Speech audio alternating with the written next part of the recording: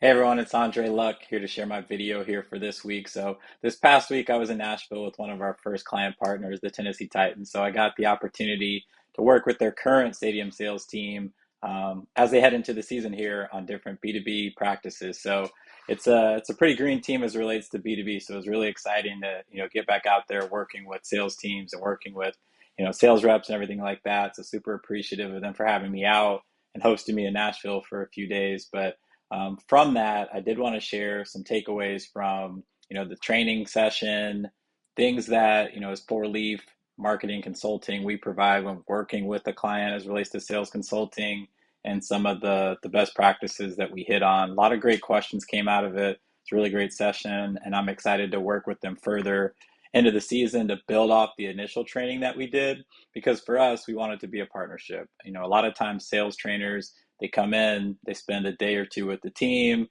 everyone gets all hyped up and excited, and after a few days or maybe even a few weeks, they head back to and go back to doing what they were doing before. And I really want to change that. I really want to, elevate the training, take it to another level, make sure that once we do the initial training, we're reinforcing that. So working with the managers, working with the salespeople, hear what they're hearing, what struggles have they faced after going through the training, and making some changes, what things can continue to be improved upon. And then for me, that's great feedback as I go work with other clients about, this is what it looks like at the next step. I know from my own experience, I know with teams that I've worked with, but as I get more under my belt and more clients that we work with, it'll be really good to map out, after the initial training, here's what the next 2, 3 months look like. So for us, I think the niche that we really fit into is focusing on how do you get more quality B2B prospects in your pipeline? And if you already have B2B customers, how do you expand those accounts? So we really focus on who is it that you target, how do you get meetings with them, how do you convert those to sales, and then expand those accounts once you've got them to be customers. And, for us, really focusing on being consultative sellers. I think the biggest thing that I had to focus on when I was selling B2B, but then also as I was working with this team, is turning off that, go, go, go sales function we have in our head. We want to sell, we want to close. And a lot of times we're talking in sports to fans that are interested and people that have already shown interest, or they've bought in the past and they've expressed interest. Or when you're reaching out to businesses, by definition, if you're reaching out, they're not interested. I've shared the stat before, I'll share it again. Out of your target accounts, 95% are not in market to purchase. So that's where the marketing function helps kind of move those people and educate them and elevate the message when the salesperson does come in. And then also as salespeople, that's where we help to move those people that are maybe in that 95% into that 5% who are in market and considering our solution to help solve their business needs. So that was probably the biggest thing is, especially with a team like that, the season starts here in a few days. So there are people who they've been working with, or people who are like, all right, now it's time to make a decision. And you almost have to stop and think, all right, who am I working with here? Am I working with a fan who bought tickets in the past, or I'm getting a final decision to purchase their season tickets, or is this a brand new business I'm reaching out to who hasn't expressed interest, and how those two conversations are different? I think there are a lot of things you can take away from that business person, and like the best practices that you utilize to try and get that person to get a meeting that you can use for the interested people, so you maximize the opportunity that's coming your way. And so we talked a lot about that. But it was interesting because, for 2/3 of the training, we were really setting up before we even talked about scripting, or what does a phone call look like? What does an email look like? It was really getting in the mindset of a business person, and thinking, how, if you were a business person, how could you use tickets for that you were selling? What would be some of the objections that you'd face? And really thinking through, all right, if I'm a business, how could I leverage this? Because a lot of times I think we just, all right, here's our product, here's our features, here's why you should buy. But really taking a step back, what are the challenges they face? What are the opportunities that they have coming up? And then really specifying it to the persona that it is that you're working with. I think that's a big opportunity for salespeople to differentiate themselves, is understanding the persona or the job title within the company that they're speaking with, and then really personalizing that message with something that's relevant and customized towards them. Many salespeople, especially in B2B, if it is an actual salesperson and not AI, they're going with a generic message, very spray and pray, just casting a wide net and hoping that someone bites on and is interested. And there is minimal success you can have with that, but I'm really about quality. I'm really about making sure that it's thoughtful, it's personalized outreach, because I get emails all the time too. And I even shared some examples like, here are some things that people did that I liked. Here are some things that people emailed me about that I didn't like. And here's how you can separate yourself when it relates to talking to the person specifically. It just lends credibility. It shows that you're thinking about them as a person and you're not just trying to sell your product. And a good question came up in the session about how do you get people to like you or trust you? It really comes down to really caring about their business and taking a genuine interest in their business. Yes, we are tasked with the role. We have a goal, we have a quota, we have a number we need to hit, but the quickest way to get there is to take that pressure off of like, I need to make this sale and just learn about their business and truly try and help them get to the next step in their progression of their business. So once you understand, who it is you're working with, what are their opportunities for growth, what are some of the challenges they face, and like you genuinely care, they trust you. They can feel that, they can sense that, they can know when you're pushing a product down their throat versus, hey, I really want to help you, impress your boss. I want to help you reach your goals for this upcoming quarter or for the second half of the year or whatever it may be. So we talked a lot about that. And one example I shared is, relating to the person that you're speaking with and providing valuable, relevant information in each touch point. For me, when people would reach out, I have more in common with a VP of sales in another industry than I have of a VP that's in sports. So if someone said, hey, we work with sports teams, that's great. But if they talked about how they help VPs of sales overcome their challenges, or how they worked with VPs of sales, increase their revenue or grow their new business, like those are things that relate to me. Now you've got my attention. Yes, I'm attracted to the fact you work in sports, but your solution may not actually help me. And a lot of times that was the case. I'd get the email, I'm like, that should go to our head of marketing or that should go to our head of strategy. So really being thoughtful about here's the solution I provide and here's how I can help you.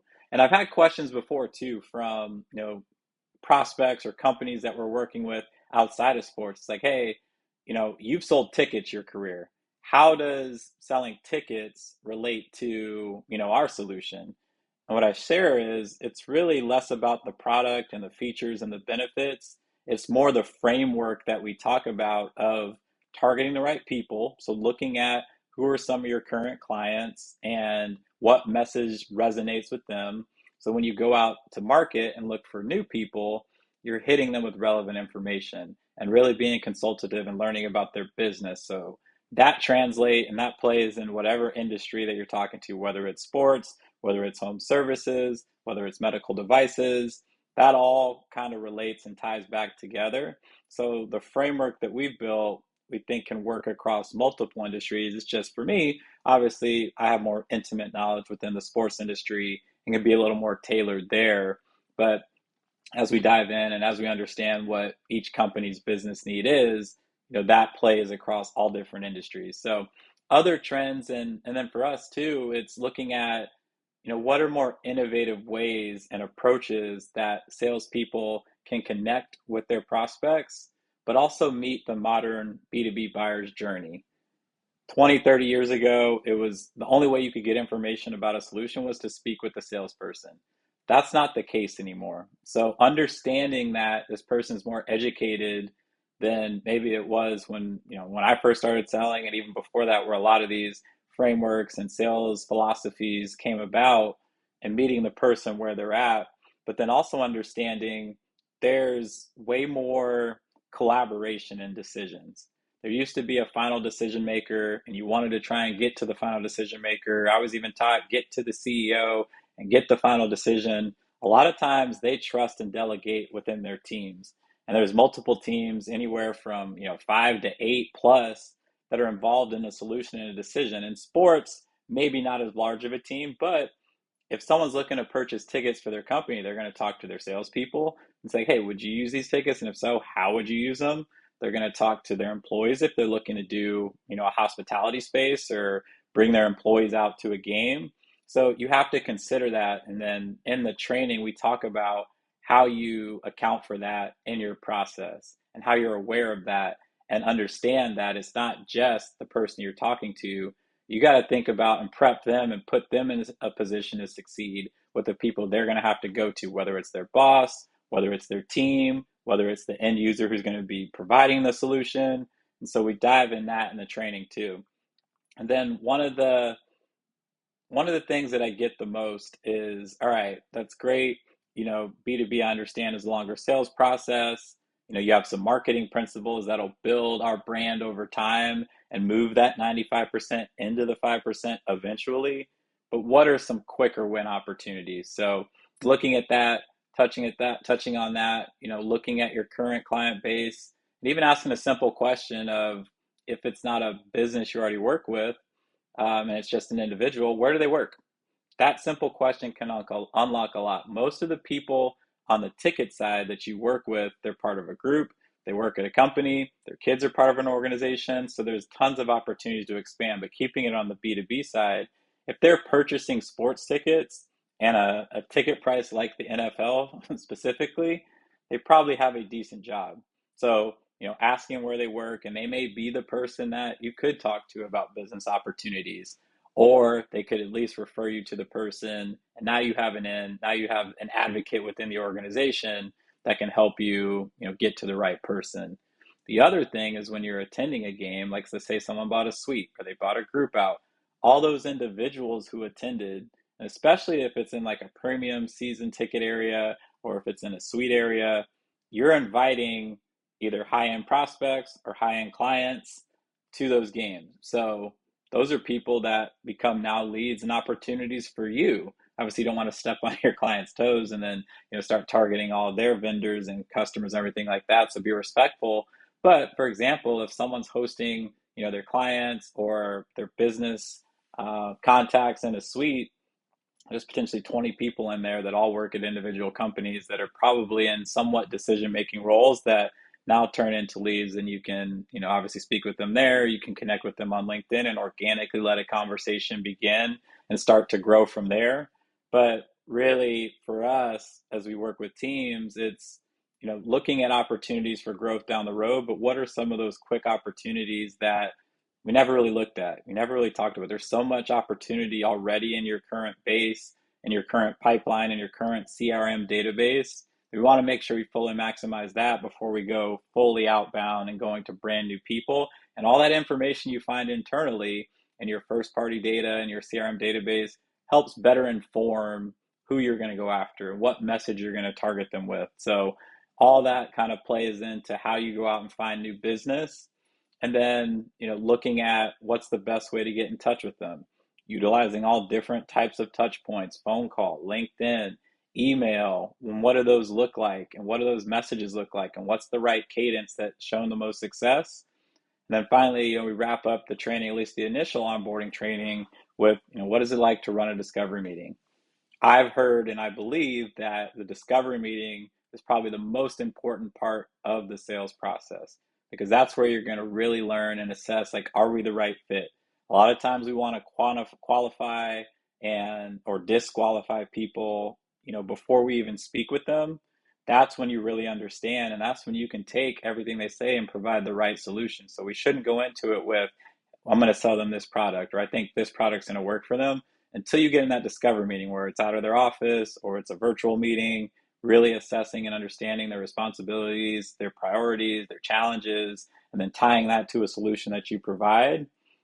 That's where you really start to understand what's going to make the most sense. And if you do a good job with that, you're going to have more quality opportunities that come out of that, and you're going to convert more sales, and they're going to convert more quickly if you do a great job in discovery. A lot of times when we lose sales, it's in the discovery. We think something happened on the back end, or we weren't persistent enough, or we didn't follow up enough. It really comes down to targeting the right people and having that discovery and doing that well. And that'll set you up for success when you do send the proposal and you get the final decision, and now they're onboarded, and then you're looking to grow and expand them. So it was a lot of fun. Looking forward to continue working with them and building off of that. But yeah, I wanted to share, what does it look like working with 4Leaf as it relates to sales consulting? That's one of our key focuses, along with, helping strategy on the marketing side and the digital marketing side as well. So I'll be back here next week with another tip and sharing a little bit more for my video for next week. But appreciate, as always, you tuning in. Love to hear feedback, and we'll see you here next week.